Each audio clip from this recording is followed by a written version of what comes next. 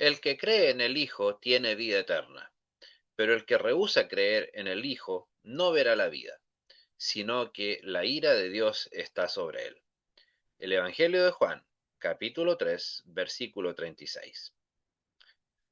Es muy humano, una práctica muy regular, el medir la gracia de Dios de acuerdo a nuestros mayores o menores merecimientos o pecados.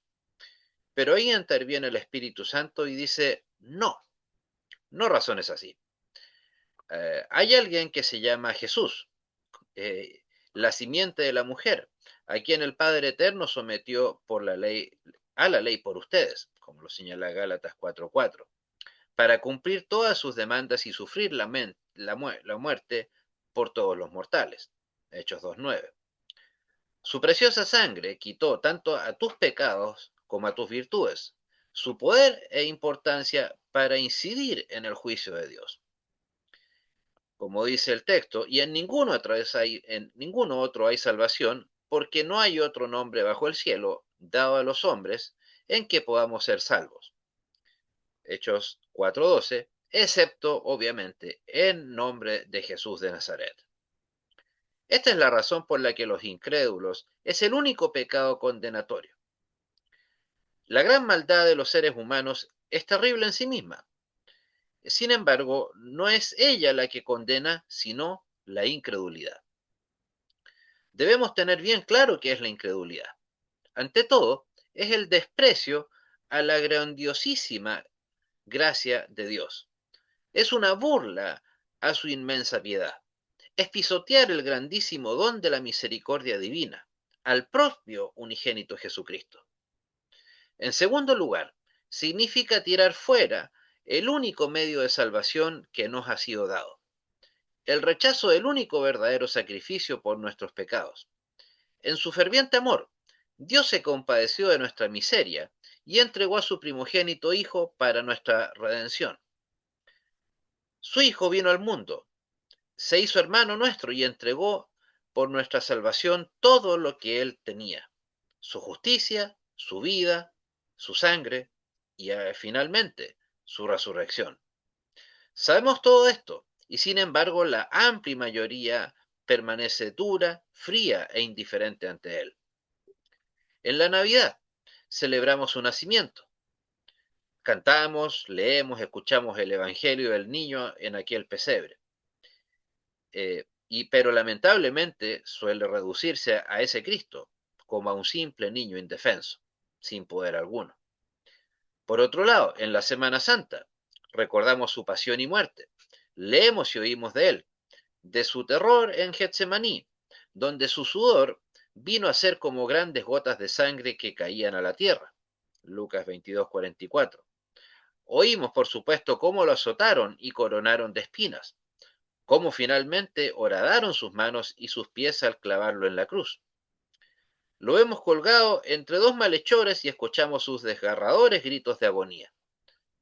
Sabemos, confesamos y proclamamos en nuestros himnos que todo esto ocurrió por nosotros y por causa de nuestros pecados. Participamos de la mesa del Señor y conmemoramos su muerte.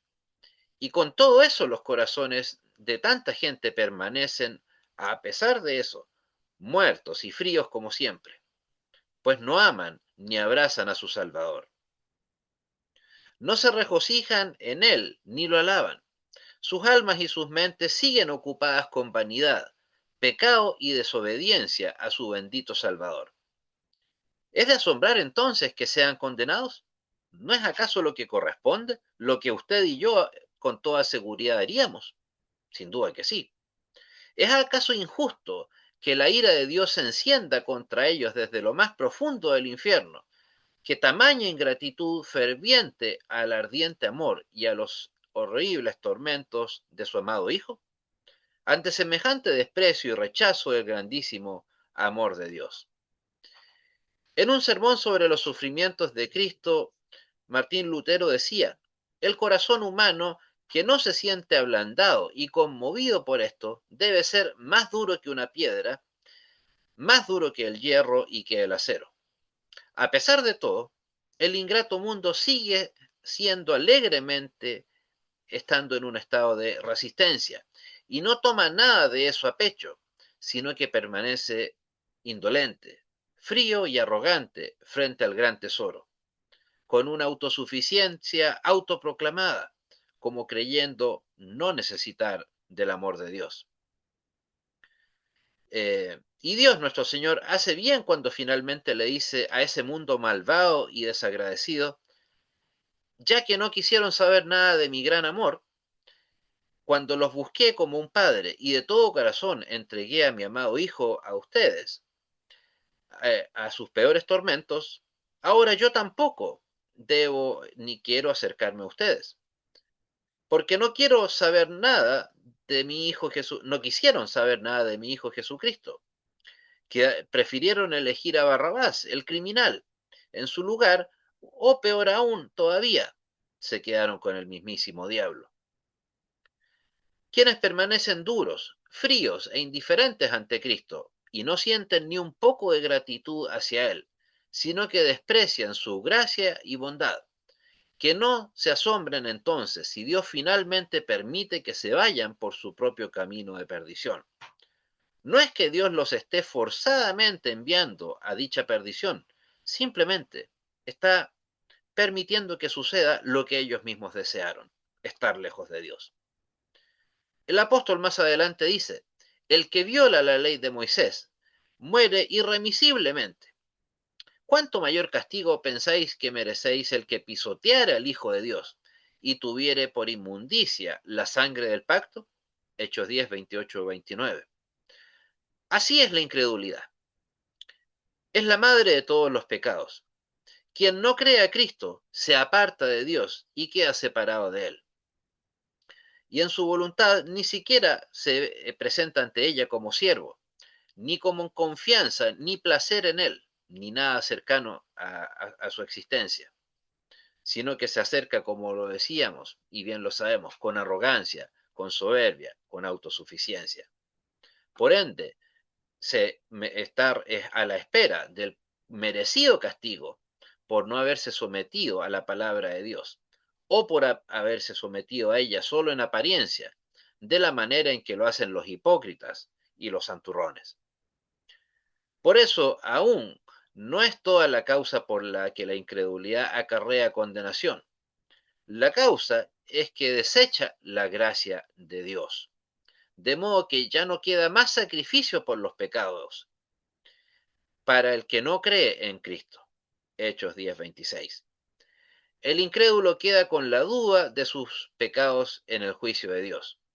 Como dice San Pablo en Romanos 4:4, al que obra, al que pretende justificarse con sus propios méritos, no se le cuenta el salario como gracia, sino como deuda. Su duda queda, por lo tanto, al descubierto. En cambio, los que creen en Cristo comparecerán revestidos, como lo dice 2 Corintios 5:3 y Apocalipsis capítulo 7, versículos 13 y 14. Amén. Y que Dios te bendiga y te guarde, que haga resplandecer Dios su rostro sobre ti y tenga de ti misericordia, que vuelva Dios su rostro hacia ti y te conceda su paz. Y que el poder de Dios, la gracia del Señor Jesucristo y el gozo del Espíritu Santo sea contigo ahora y siempre. Amén. Se despide en nombre de Sociedad Interministerial Nehemías, un servidor, Andrés San Martín Arrizaga, desde Temuco, Chile. Hasta pronto.